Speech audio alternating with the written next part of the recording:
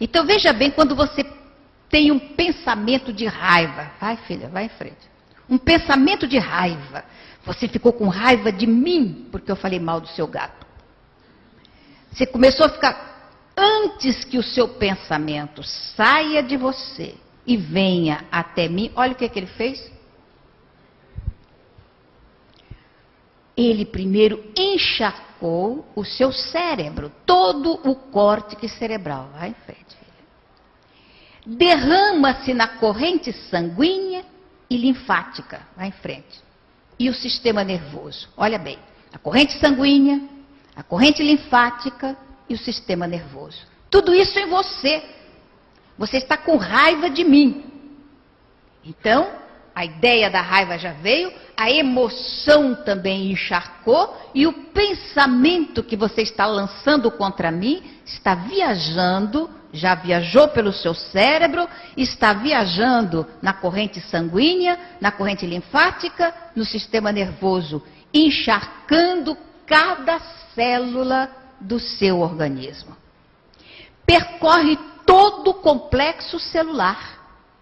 Todo o complexo celular fica encharcado das vibrações de raiva. Em contrapartida de amor também, gente. Eu estou enfatizando o aspecto negativo, mas vocês coloquem o positivo também. Se o pensamento é de amor, ocorre a mesma programação. Corrente sanguínea, corrente linfática e o sistema nervoso, percorrendo todo o complexo celular do organismo. Se os pensamentos são positivos, a gente se sente leve, a gente se sente bem.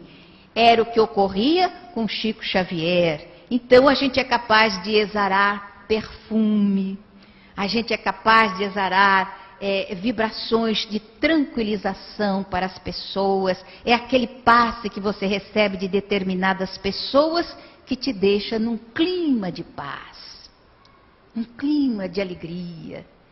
Assim como a gente recebe outros passes que a gente fica num clima de euforia não muito bom também, não muito positivo. Então, são as emoções e as ideias, porque o pensamento está encharcando cada partícula do seu organismo. Concentra-se nos centros de força. Tudo isso em fração de segundos. O que são centros de força? Vocês já devem conhecer isso. Vamos lá. Os centros de força. Pode ir passando rapidinho, que isso aí todo mundo conhece. Veja bem. O mais importante centro de força está aqui, na flor de lótus. O centro coronário. Às vezes, quando a gente fala coronário, a pessoa pensa que está no coração. Mas não. Em latim, coração é cordis. Corona é coroa. Então, centro coronário é o que está na coroa, no alto da cabeça. Então, passa por cada centro de força o pensamento. E vamos lembrar que o centro de força se irradia. Tem o ponto central, depois ele vai se irradiando para as ramificações. E aí, então, nós ainda estamos sendo encharcados pelo pensamento que nós emitimos. O pensamento define a partir dos plexos o tipo de vida ou tipo de equilíbrio que nós temos. E é ele que vai determinar para as células orgânicas a saúde ou a enfermidade. Olha que coisa séria que é o pensamento. Então, quando nós falamos a respeito de um hipocondríaco, por exemplo, né? Esse hipocondríaco, ele está tão encharcado dos pensamentos negativos da enfermidade que ele é um saco ambulante de doenças. Se a gente falar numa doença, já tive. A gente diz, já passei por isso. Outro dia eu estava com uma pessoa que tem essa problemática e ela estava lendo a respeito de uma determinada enfermidade tal e tal. Então eu estava dizendo os sintomas. E tinha uns 14 ou 15 sintomas.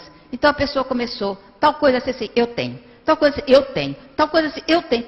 Eu falei, meu Deus do céu, meu filho, deita aí no chão, cruzo as mãozinhas assim em cima do peito e eu chamo o rabecão para te levar, tá morto. Tem toda a doença do mundo. Ele disse, nossa, Ana, que coisa. Mas é verdade. A pessoa dependente de medicamentos, a pessoa que está constantemente, adora farmácia, né? Tem gente que é apaixonada.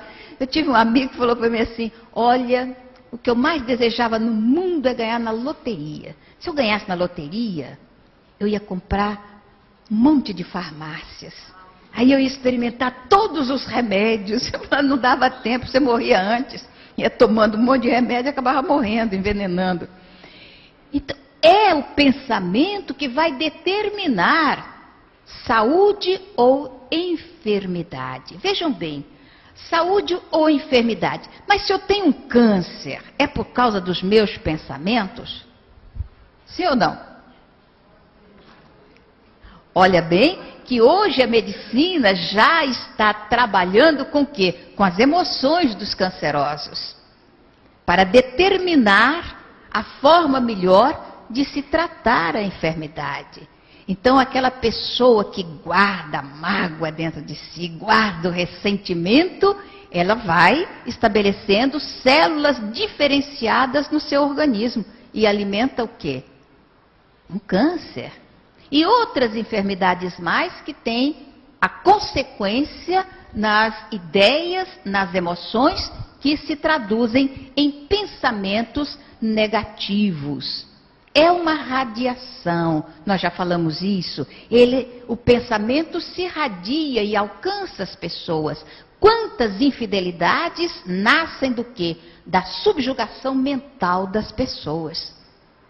Porque pensamento também é uma questão de sintonia. A gente começa a obsidiar a criatura. Às vezes a criatura nem está interessada na gente. É eu aqui obsidiando o Senhor aqui, olhando para os bigodes e tal, não sei o quê. Ele vai falar, não convide mais essa senhora, pelo amor de Deus. Não importa não, meu filho, eu sou viúva e sou apaixonado pelo outro que já foi embora. Então vejam bem, a gente vai alimentando e vai emitindo pensamento desagradável e deletério. Nós vamos irradiando coisas negativas. Só que, antes que isso aconteça, nós já estamos encharcados no nosso pensamento. É igual aquela figura, né? A gente fica com raiva da pessoa, enfia a mão na lama e joga um punhado de lama na criatura. Quem se sujou primeiro? Fui eu. Enfiei a mão na lama. E ela espirrou na minha roupa, eu me sujei primeiro. Então a gente tem que pensar nestas coisas também para poder construir coisas positivas. E ela se junta à psicosfera do nosso orbe. E aí a gente fala de violência. Meu Deus, quanta violência! Mas você está colaborando para produzir essa violência. Porque cada vez que você pensa na violência, você está alimentando essa violência. É um pensamento muito interessante de um índio americano. Eu tenho dentro de mim 2 cachorros. Olha que pensamento de uma pessoa tão simples como é um indígena. Isso é sabedoria. Eu tenho dentro de mim 2 cachorros. Um é bravo, é malvado, é agressivo. O outro é manso, dócil e bom. Mas os 2 só vivem brigando. E aí alguém perguntou, quem é que ganha a luta? Eu pergunto para vocês, quem ganha a luta? Hã? Quem é?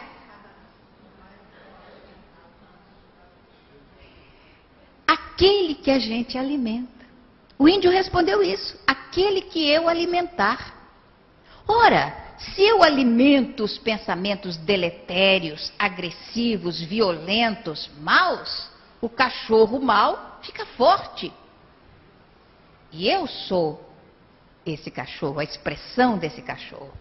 Se eu alimento pensamentos dóceis, tranquilos, pacíficos, bons, eu alimento o cachorro que é dócil. Eu sou esse cachorro. A gente tem uma atração pelas coisas negativas e pelas coisas ruins. Eu estava vendo de manhã na televisão um desastre horrível que teve ali na Dutra, e uma complicação, a quantidade de gente que estava ali olhando, se alimentando com aquela coisa desagradável. E aí, quando vai contar para outras pessoas, conta com requintes. Olha, tinha um ferro retorcido que entrou no olho do defunto, você precisa ver que coisa terrível. E vai passando a... Isto é violência. Nós estamos violentando a psicosfera de onde nós nos encontramos. E a gente vai passando as coisas desagradáveis com requintes violentos, porque a violência está dentro de nós. Já se a gente sai pacificamente, a violência não chega. Vocês já leram a história, a vida de Eurípides Barçanufo? Certa ocasião, Eurípides ia sair e alguém o avisou de que um outro alguém estava preparado para agredi-lo e matá-lo. Então ele foi chamado de madrugada para atender um doente. E a pessoa disse, não saia, porque tem uma emboscada para você. Ele disse, mas eu não posso deixar o doente. E ele saiu. Foi ao encontro do doente. Quando ele ia passando num beco escuro, a cidade de Sacramento é uma ruazinha cheia de becos, aquela coisa e tal. Quando ele ia passando, a pessoa sai da sombra e vem ao encontro dele. E chega perto dele e diz, boa noite, senhor Eurípides. Todo mundo chama ele de Sorípides. Boa noite, senhor Eurípides. E aí ele coloca a mão no ombro do senhor e vai conversando com ele. Era o que estava fazendo a emboscada. A psicosfera de Eurípides era de uma paz tão grande, era de uma tranquilidade tão grande, que a agressividade não conseguia permanecer dentro do âmbito da sua psicosfera. Então, vejam bem o que a transformação moral e a reforma íntima faz conosco. Mas a gente precisa saber como é que trabalha tudo isso. Constituído de partículas subdivisíveis. Isso é o pensamento, gente. Tudo isso que a gente está falando é do pensamento. Constituído de partículas subdivisíveis, com características químico, elétrico e magnético. Então quimio-eletromagnéticas. A substância química do pensamento está dentro dessa transferência que se faça. Se eu vou para o lado negativo, a química é negativa, é pesada, é ruim, é enfermiça. Se eu vou para o lado positivo, a química é positiva também. Tem